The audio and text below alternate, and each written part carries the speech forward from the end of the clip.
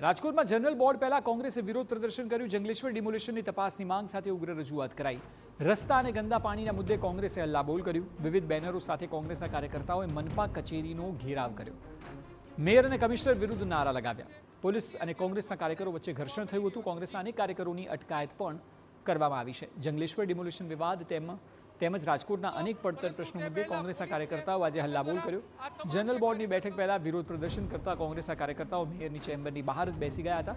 આખરે પોલીસે બોલાવતા અનેક કાર્યકરોની અટકાયત કરાઈ હતી। પ્રદર્શન દરમિયાન પોલીસ અને કોંગ્રેસના કાર્યકરો વચ્ચે ઘર્ષણના દ્રશ્યો પણ સામે આવ્યા। પોલીસ અનેક કાર્યકરોને ટીંગાટોળી કરીને બહાર લઈ જતી નજરે પડી। સમગ્ર મામલે કોંગ્રેસના નેતાઓએ ગંભીર આરોપ લગાવતા કહ્યું કે દર વખતે ભાજપ પોલીસને હાથો બનાવે છે। આખરે સમસ્યાઓ અંગે શાસક પક્ષે સવાલ ન પૂછી શકાય તો બીજા કોને પૂછવા। લોકશાહીનો જાણે હવે કતલ કરીને એક મૂકી દીધી હોય ને એવું છે। તમે વિરોધ ના કરી શકો, કેમ ના કરી શકો? કોંગ્રેસ સત્તામાં હતી ત્યારે તમને પણ અધિકાર હતો વિરોધ કરવાનો। બંધારણે અધિકાર આપ્યો છે ને વિરોધ પક્ષ તરીકે અમારી જવાબદારી બને છે કે સરકારને સવાલ પૂછો।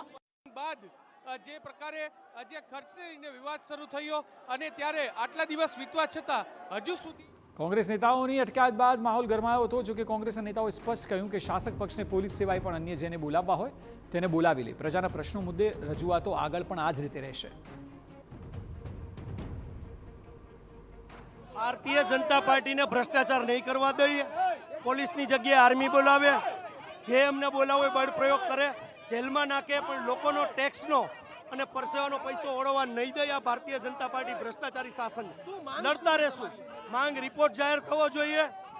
પાણી છે ગંદુ પાણી, એ ગંદુ પાણીનો નિકાલ થવો જોઈએ। રોડ રસ્તા, આરોગ્ય ક્ષેત્રે અનેક આવી સુવિધાઓ જે છે જે ભારતીય જનતા પાર્ટી નથી આપી રહી, માત્ર વ્યસ્ત રહી છે, એનો અવાજ બનીને અમે વિરોધ કરી રહ્યા છીએ।